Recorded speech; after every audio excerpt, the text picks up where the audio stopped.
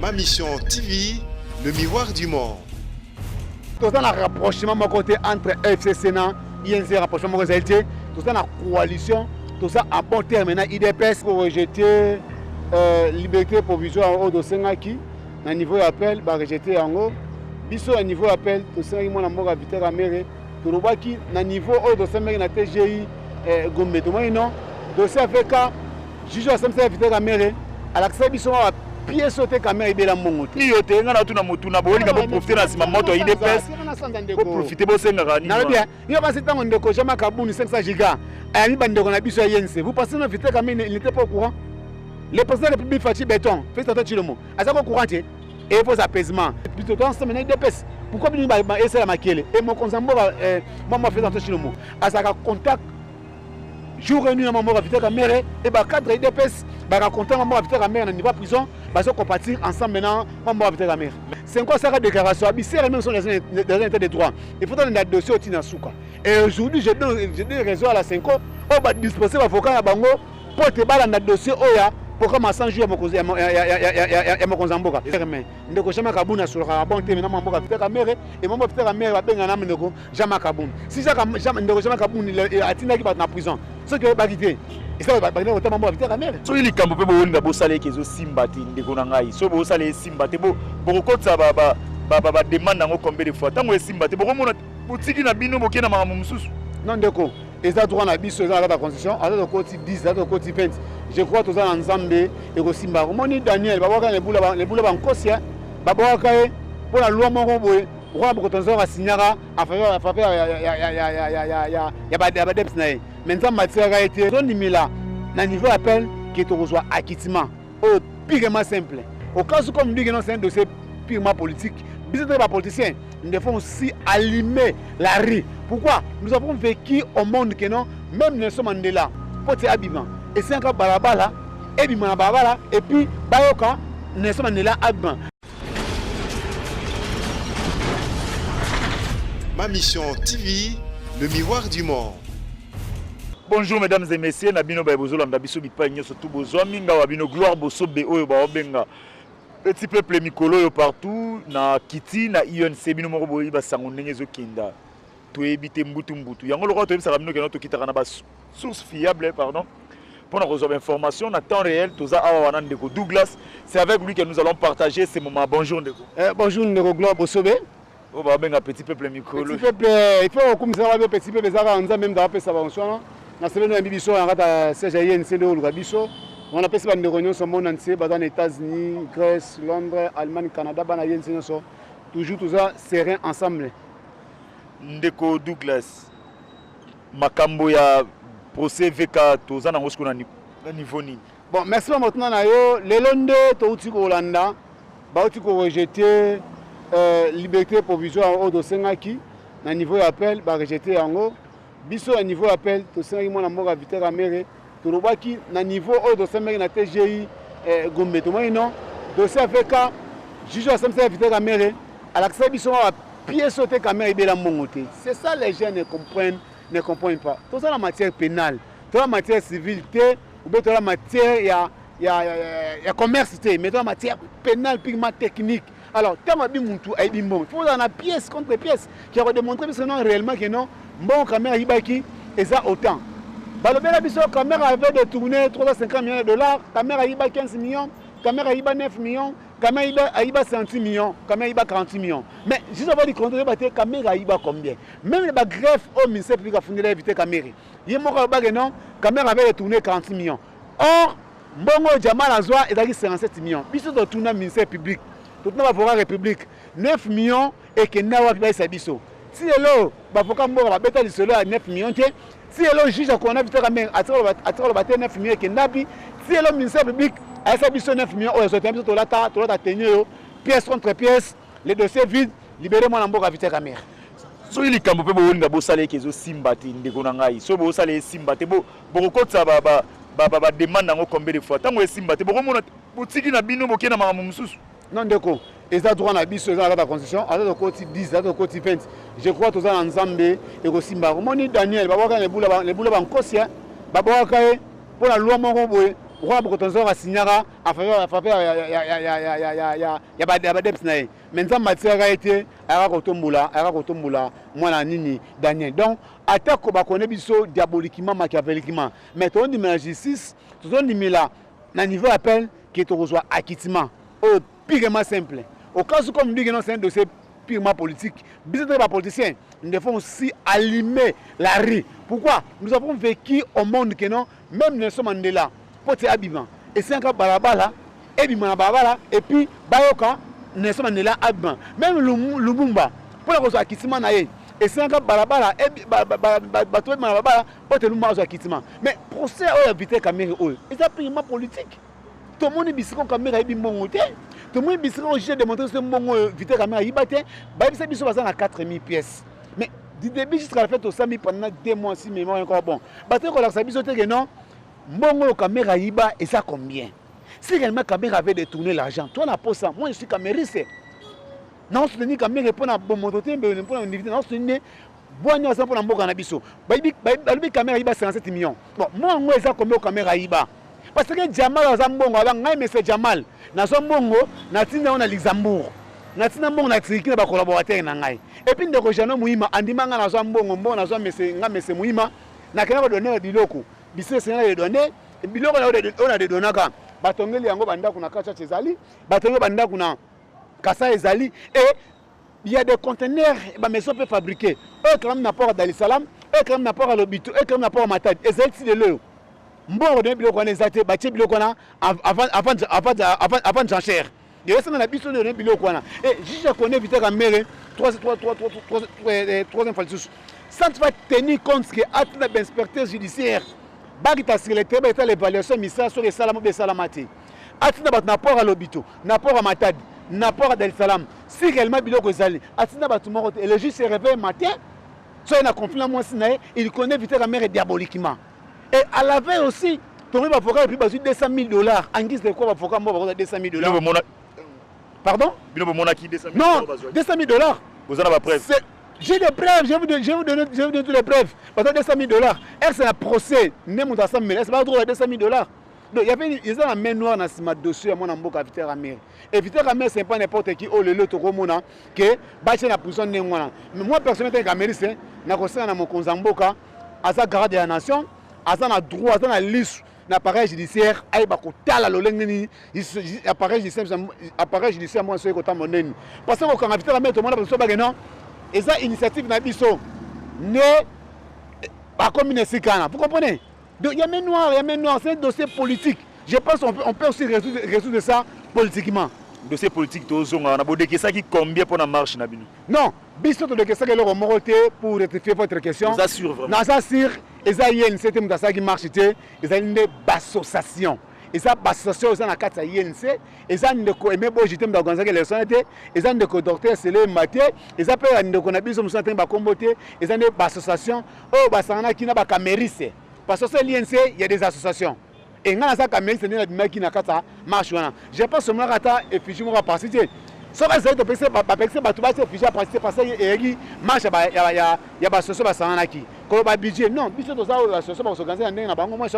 suis politique moi je suis camérise na ki comme camérise na bima ko soni mambo ka Viter Amer ya ko ba non na état de droit ya injuste non na justice biso o est équitable non na procès Viter Amer mais noir battre justice mo ezala indépendant to makina marche wana nini obombe la population na bino na FCC non to meloroni et to bombe rapprochement moko beza entre bino na FCC rapprochement vraiment à makasi non ndeko ezalaki liboso ya mida siko komi neumi Martin ndeko ozaka jeune so abwana na pesa kalongo na mingi petit peuple na pesa kolongo na mingi jeune sa bwana na monaka ndeko na biso na CP Jean-Pierre Bemba na monaka à l'époque ordinaire na ko visiter bo c'est pas permis pourquoi na monaka Chole akana ko visiter Jean-Pierre Bemba na CP bo c'est pas permis pourquoi mais ngana pesa merci na 5 ans coup de chapeau dans ce ko beti yango te ndeko abe Chole a ko tellement bo Viter Amer na prison ba so pendant 2 heures du temps non maintenant je question azali communicateur à INC nazali camérise ndeko Chole a ko tellement bo Viter Amer caméra c'est pas n'importe qui bo tena boyo ndengana bo connaît ndengana et puis le 5 ans ba pesi Viter Amer ba foka ba sama na niveau appel vous passez un procès mo ba ne bo connaît Viter Amer ndengana diaboliquement 5 ans demi assez avocat à disposition naé qui est passé moi victoire à mère et comment santé de bandeli 5 ans ça déclaration abissé même sont les intérêts des droits il faut donner un dossier au tina souka et aujourd'hui j'ai donné raison à la 5 ans on va disposer avocat à bango pour te balancer un dossier oya pour comme 100 jours ya mokonzamboka ils ont un rapport dans mambo élection 2020 ils ont un rapport moko dans élection té Chole azali porte-parole à 5 ans elle va visiter Victor Amena na la prison coup de chapeau dans l'église catholique maman Olive aille ko visiter famille biologique à Victor Amena ma belle sœur to me bande on a besoin souper ba nemi ba ko visiter ba ka mninga malamu na tanga pasi yo atako journaliste yo ko côté à Victor Amena mais tant Victor Amena li ba na cabinet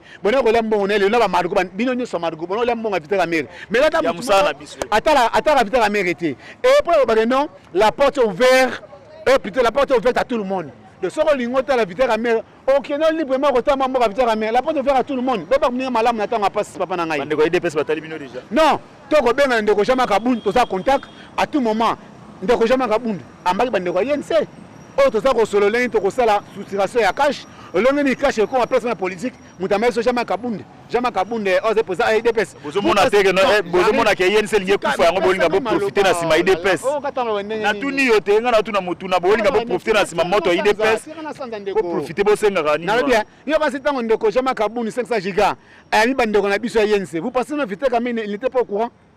Le président de la République Fachi Béton fait ça tout le monde. À ça qu'on courant et il faut apaisement. Bien besoin la poste que cache coup faut la poste bas déstabiliser cache. Tant on va caminer Victor Amena. Tant on va déstabiliser moi na mboka jamais Kabou na l'Assemblée nationale. Maintenant c'est cache qui peut c'est cache qui est en train de gagner. Nous avons un rapprochement entre INC na FCC. Tout ça un rapprochement entre FCC na INC rapprochement réalité. Tout ça une coalition.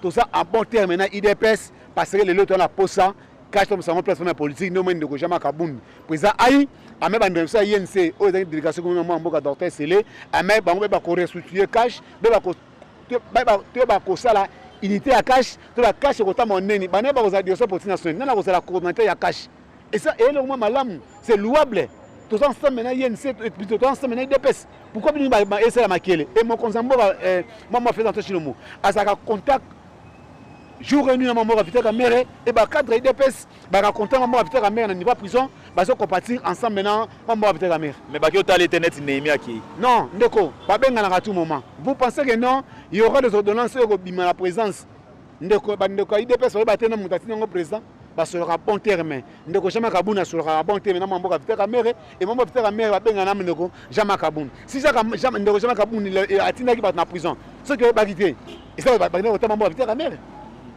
tant bande ko Peter Kaza bagenda kuna ocha bango mikote basa bakadi DPS et vos apaisements nous sommes à bon terme avec l'IDPS beaucoup ko loba mikolo na mwa mpifo na mwa elengi moko bo mwa nini boye libération ezo pousa na toni boye boya na ngai nazali camériste omoni na combat même ezana joueur musa beta ballon lokola Messi adriba diba pesi passe musa beta ballon lokola Cristiano faut pas tirer moi beti la politique a néon la politique fait dynamique politique a mistrete politique c'est la tête l'IDPS baza balé na biso to bundelo wala nini c'est des erreurs au samaki peut-être yo yebinga na yebi ngote on devait s'arranger dans même la kata libota moko yo ka satana FCC makeza la raté na kata la muka o si balala makeza la raté au moni Moïse azui que na rosa pour républicaine au moni mos robot fabriqué azui pour ça ngai na tikali radical donc na kata libota ba guerre ezalaka mais c'est que pour nous très capital tout ça ensemble na IDPS il y a pas polémique papa cette question là et logo zo comme sangeza que nazo comprendre te bana Congo c'est comme si IDPS a se rapprocher na Lamuka INC a se rapprocher plus na FCC mbilinga wana ndezo balusa mwa mitu ya bana bato est-ce que yo pozo mona te rapprochement na IDPS na Lamuka non ndeko vous à l'aise au moni biso vous avez la coalition na cash lorsqu'on parle de cash on voit INC est allé IDPS est allé et là on a vu que non ndeko Selema oazali porte-parole ya INC akenela ba député na biso kokuta ndeko Jama Kabuni président aya IDPS basolo yaki loleni cache comme plateforme politique loleni cache tolongo plateforme électorale comme tolongo plateforme électorale comme plateforme politique basolo laki que peut-être aux jours à venir qui peut être coordinateur ya cache ko ba yango so binanga ma IDPS et aux amalam c'est même ngama INC et aux amalam c'est même na balé na biso entre DPC allié INC allié aux amalam mais c'est que c'est on a pour ça unité na kati ya cash nous ne sommes pas des alliés de FCC ou de PPD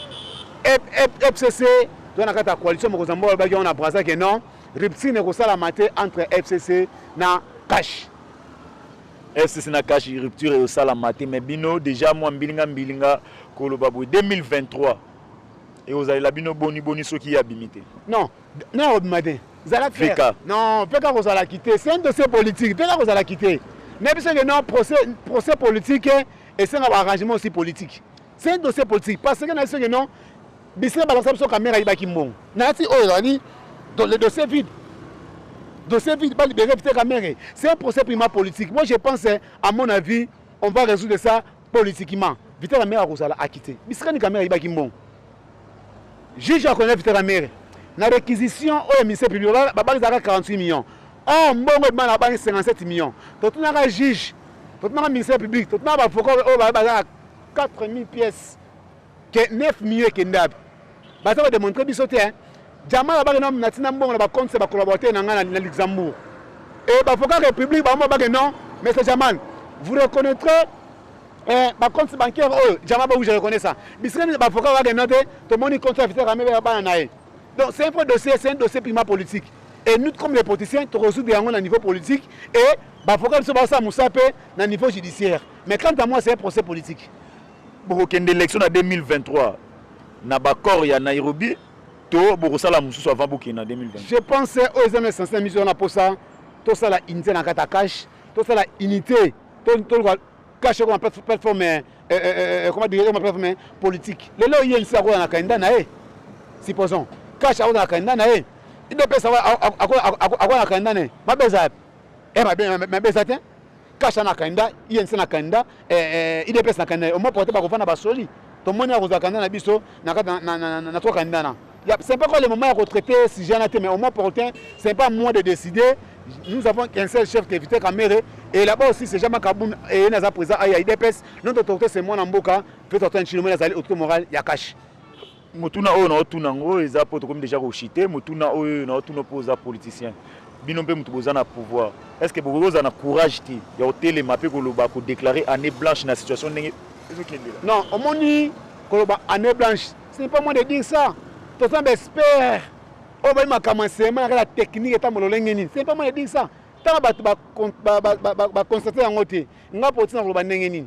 Il y a un ministère qui était en enseignement primaire secondaire basé même université. C'est pas moi de dire ça. Classe zongi, ba zongi les trois. Bon ba côté ezali ba na ba classe terminale même au niveau université. Tout les gars année blanche par rapport à quoi? Pour la gratuité, moi je pense qu'il faut apaisement makambo au Québec ito makasi migolega et aussi maraka. Apaisement rabino mutubozo kamba dollar non dollar est banni l'autre to sali une année to coûter dollar à combien bazoka dollar à combien de 2001 jusqu'à 2018 ba coûter dollar à combien pour dollar comme la towana et moi mboka Félix Antoine Tshilombo azu dollar à combien pour te lobo ça bilan et le dollar FC Sabia tika na 16 yoka ndona ngai bazoka na combien autre zana même Moussa Kalami qui a autre ça l'émission na Kalami notre question quand ça polémique na 2001 bazoka dollar à combien pour batiquer le na combien. Et le loco ça était moi fait Antoine Tshilombo crise économique et continue dans maladie la pandémie ya Covid-19 il y a une crise dans le monde entier et ça gestion na bisoté ils ont une crise mondiale beti biso ya ngwana ba na 2001 ba coûter dollar na combien et biso sur na 2018 dollar na combien donc c'est un peu dossier au moins porter nous ce aussi mana yango je crois à moi na fait Antoine Tshilombo et je crois au gouvernement aux en place que nous c'est to résoudre yango. Marche na bino ndenge lekana ki ozo féliciter banani. Non, marche na biso na eza marche ya ba association de Koloba. Na pesi merci mille bandeko nyonso o ba se mobiliser ya ba association Delta Force bandeko na biso dynamique Kamerhe leader ba za mo be ba Kamerhe. Na pesi merci mille parce que ba se mobiliser ki corps et âme pour na Koloba que non Vital Kamerhe pe aza na base ya ça. Parce que les gens pensent que non apparemment que Kamerhe c'est aza na base na S. Mais les autres, tu l'as dit que non, quand même, qui ça ça. Et ça, ils sont montés à micro, c'était une opposition. Oh non. Et puis, tu peux savoir que tu as un bon côté. Tu vas ma colo, tu vas pour ce moment, Vital Kamerhe. Moi, je te dénonce que non, non, l'injustice. Tu as aussi un acquittement, Vital Kamerhe. Et juste un moment, ils sont à la caca, naître. ezalaki wana ndeko Douglas tozalaki na ye, je crois que non tokomi presque na suka ya émission na biso nga bino Gloire Bosobe autrement dit Boso baloba benga petit peuple liloba moko na ndeko Vital Kamere soki azolanda ona minute oyo oyebisa. Non nakosanga liloba moko ya so ya président azala à l'aise nzambe azobatela yo Pisson 23 billets tellement belge ne manquait de rien. Vieux ça repasser via Joseph, ils a via Daniel, mais nzamba kotika ote akozala nayo. Et pour chiter à tous les jours pour ça moi faisais mes rosala, biso bakamese. Donc la marche pour le Renan qui fait casa en prison. Nelson Mandela azalaka prisonnier akomaka président. Et la rue avait répondu pour Nelson Mandela admanaka nakata boloko. Et même Lumumba azalaka incarcéré pour l'intérêt général à Mboka bakanka e population telemaka Lumumba bimaka. Je crois notre appareil judiciaire que Mboka Vital Kamere a kozala acquitté. Numéro contact plus 243 84 380 25 63. To ceux qui wana ba numéro yango wana na ba de grand nous comment au besoin nango besoin nazali na pona bino na ko répondre tout monde na mikolo ezo ya Volding Tuka Derrick Bibi Kapinga to pesi bino mbote bi ozali ciao. Ma mission TV, le miroir du monde.